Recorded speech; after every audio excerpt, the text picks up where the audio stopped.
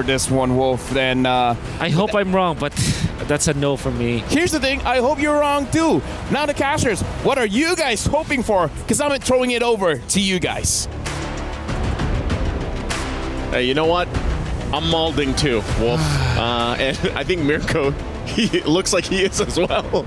You know, yesterday I was like, Grok Brody, perfect. Yeah. That will do it for Fireflux. Then they picked the carry. Me and Beloy and DJY. We got a few people there in the stands. We all facepalm together. That was a synchronized facepalm. Oh, man. Well, now it's you and me. And now Wolf. it's me and you and Wolf. And LaFell and Trax. I think, I think quite a few people, but oh, man. we're going to have to see if there's a different factor here and maybe a reason why Soul is bringing the carry against, the Eve. There's a whole lot that can actually play against this carry, but we jump into here.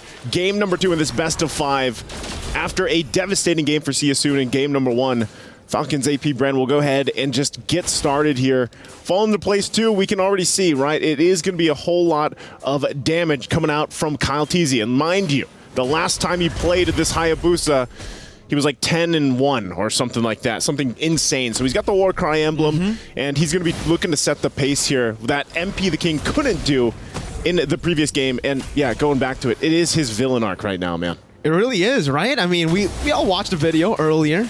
We'll talk about that later, but, you know, something that I do want to talk about maybe for the carry pick is the fact that at least with the carry pick, it's an okay matchup against the Harith. Not in a way where you actually win, because Harith is basically almost an auto-win lane as well. Yeah. But the carry can actually dodge away from the Synchro Fission quite easily with her skill, with her dash. So maybe that's the reason Soul wants to go for this carry pick again. It's all about surviving in lane, and this time maybe he'll have a better time up against the Harith than the previous game when he was up against the Roger, which was very, very difficult. And back into the game here for game number 2 is how can they get the pace set early on? It's funny because going back to the fact too, this is an aggressive team that has not found a first blood yet. So with this lineup, it looks like they might want to go ahead and break that record right now, but so far for Falcons, Apbren, they're spotting this one out. Get up top, Felix gonna be able to get them damage on the flat. Teasy the deadly They catch. got it. Chases him down. There you go. They got it. For the stats, first blood. The first blood ever for See You Soon at MSC. There we go. And You just have to curse it. Yeah, it works like that. So with that, they're actually going to be able to get this turtle too. So this is what I was saying, man. With the lineup they have, if they can get the momentum going early on, that's great. But also, they're spending a lot of time here. Oh, Bottom lane, that's a solo kill, Soul! it's a That's trade. why he picks the carry. He picks the carry, but he goes down in the exchange. But he just solo killed Bulletproof Marco. Hey, that's going to affect the KDA now of Bulletproof Marco. And, you know, maybe Soul was like, hey, this is why I locked in that carry. So he gets the kill there. But at the same time, you know, Super Marco gets one himself. And you can already see here, too, holding on to that real-world manipulation over here for Ra. A lot of attention here on that bottom side for See You Soon. If they can, you know, actually at this point, I feel like they can just leave Soul to his own. Yeah. The only thing Soul has to watch out for is when that flicker's not available because of the fact that Super Marco can play a little more aggressive, especially with now that he has that Zaman Force and playing around that. So really good start, I would say, for See You Soon this early on. Let Soul solo. I agree. Felix now trying to run away. The penalty zone locks him down. Calteezy with the Quad Shadow 2 right into the Shadow kill. The Petrify's still there, but Kyle has a few more Quad Shadows to use, and he will indeed utilize that to equalize on the board. It's 2-2. Okay, taking a look at the items here. First items not locked in just yet. But I'm assuming, yeah, this is, we saw this, I believe it was Kyle Teasy who did this before. He got the Skypiercer first on this Hayabusa, and that's what helped him snowball quickly. So for See You Soon, if they can figure out a way to stop that from happening, you know, keep Kyle Teasy in his tracks. That's one of the big answers they have to have early game. They've already got good control of these objectives early on, but the thing is it's ultimately even across the board economy-wise, and those first item pickups will start to happen for each of the members here on par. Now for See You Soon, like I said, if they don't want to have an issue with the objective fighting, Kyle Teasy again fighting Boxy. With all those stacks, still Primal Wrath gonna be used up by Boxy. I think he expected Falcons Apbren to collapse even more, but now with a big resource burnt out, Boxy, no ultimate. He's still posturing up. He still wants some smoke. Ra Walks in forward, goes for the terrifying penalty zone, lock him down straight into the quad shadow. That was Boxy to be taken low. The hammer swings as Cal steals it away. The deadly catch just to disengage, but Super Marco continues this in the back line. The Furious time to catch Kyle TZ with that Petrify to find a trade on the board. The Felix will be taken down as well, and Super Marco gets the double.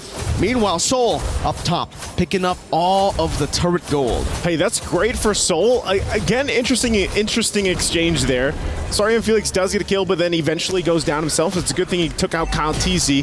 But this is part of the plan too. Give Soul that extra gold, but the same thing is now happening here on the bottom side. So that little advantage that they were able to get is diminished at this point. Also, with Kyle TZ taking that turtle, even it out, looks like they want to make a play. MP, deadly catch, bursting Ogwin down. Boxy just zoning Super Marco so that no one can really help him.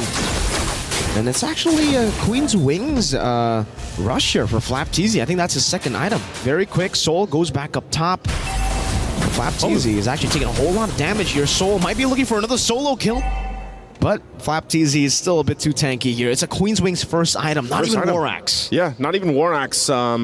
Just wants that sustainability. I guess it works well with the Body of Smith passive, you know, for Trizla. And then, like we mentioned earlier, he has Brave Smite. So this looks like it's going to be a tier 1 down here for FCAP as they get that first turret of the game down on their side. They traded across map, what we saw CSU do earlier. So now at this point, you see a transition here. And I guess we got our answer earlier too. The Bulwark is not going to go ahead and shoot the Deadliest Catch back to them, but that's a no-no. That's a no-no. And at this point too, for Falcons Apbren, you know, controlling with a little bit of a lead, it's more so where do we find our pick-off potential? And that's usually on the whims of Flap right now. If he's got Flicker available, you can see the gold difference too fall into place here. Of course, the biggest one, I mean, relatively even, nothing too crazy actually between lane to lane here. Boxy's taking a bit of damage now. Flap TZ again. This is why he goes Queen's Wings. He doesn't even need damage. Felix gets zoned away just minutes him on force. Force to use the Black Dragon form. Boxy pops in.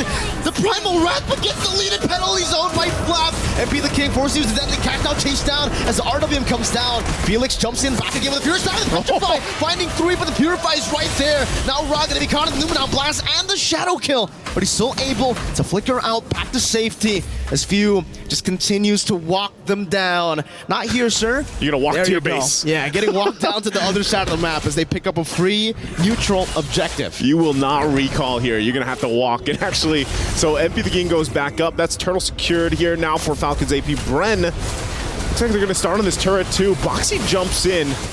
Kyle, that's a quad shadow. He has one more. The intrusive thoughts definitely getting to him there, but hey, he's able to make the right decision. Don't go in aggressive. They can just go for the purple buff, and they'll take it away. Now in the mid lane, still with the siege. Boxy's forced to use the Primal Wrath, and even Dead Flap just jumps in under the turret, straight into Cal TZ with the quad shadow. Boxy losing his life, a shadow kill. He was so much damage just to zone them in the back line as Super Marco pops the Zaman Force to take the tier 1 down.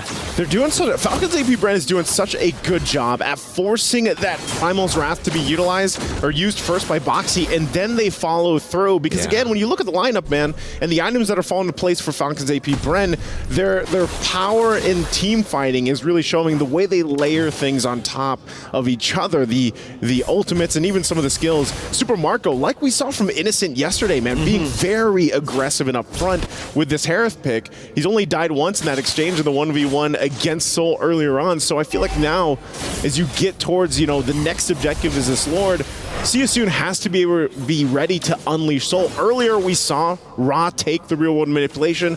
You know, the game, the Land of Dawn basically looked like a board game at that point, but that's something they can work around with. You have Ra with the real world manipulation, you have a Deadliest Catch, you kind of have to hope that, all right, we get Falcons Apbren to use some of the ultimates that they have, withstand the shadow kill from Kyle TZ, and then possibly be able to re-engage. That's, again, going back to the reference of it's a whole lot of boxes that CSU has to box off here, check off here. It's really tough now, I feel, for CSU, right? Because really the proactivity is all on Falcons Apbren, and they've been able to utilize it so well. Invading the jungles constantly, even for MP in a pick, with a pick like the Bane. You don't really need that much farm, you're still good anyways, but when the Hayabusa is 2 levels ahead, now down to just 1, but when he's also 1,000 gold ahead on the Assassin, it gets really tough for you. He only has a War Axe, the Endless Battle. like LaFell said, he usually goes for the Thunderbolt, but because maybe in the early game he needs a little bit more damage because the team is kind of lacking damage, he's forced to go for the Endless Battle, and even then you can see the poke from Few, from Flap, onto Boxy even more with the new glowing wand, man. It's just burning him down. And that's what I'm saying. It's just, we're going to force you to use that Primal Wrath early on so you don't have it for the fight. And they just completely cut off See You Soon.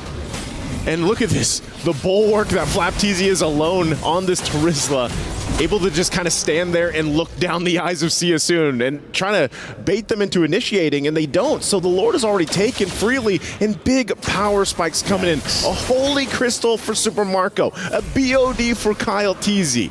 These are very big items picked up that already increase the power for Falcon Apbren when they've been pretty dominant the last 3-4 minutes or so. So they're now going to work on the tier 2 here. MP the King makes his way, but they're just shoved out again, being poked down simply by Few even. I think if it wasn't for terrifying Flap, that would have been a force by Falcon's Apbren. Maybe they would have been able to force out all of the flickers, maybe the Black Dragon form as well defensively. So good job for Ra. He was able to disengage from that skirmish that Falcon's Apbren almost pushed on them, but the fact that they were able to take the Holy Defense down in the bottom lane without the Lord, and now they have another wave coming down, they're going to be able to bait out the Holy Defense from the mid lane too. And the second wave is coming down in the mid lane, so they might be able to do what they did in game number 1. Black Dragon form now by Felix, but he's gonna get gunned down from the sky, so taken out right as he drops down. Boxy pops in Primal Rat, penalty zone Flap catches them under the real world manipulation. Soul gets a double, but Few does it as well, and it's Flap on top of it. It's Soul, the Soul member of See You Soon, up against 3, the flicker forward. Soul absolutely obliterated, this time 11 minutes for Falcon's Apbren. It looked like it would take a little bit longer, but Falcon's Apbren essentially finishes the game at same amount of time. And just, you knew there were some tanky members there from See You Soon, but man, even the Dragon form just getting blasted from this lineup of Falcon's Apbren, not able to withstand that first Lord push. And man, something has to be done here, See You Soon, if they really want to go after the Kings here, the Kings of the world. They got to do something. They got to go back to the drawing board and come up with a better plan, because this was not it.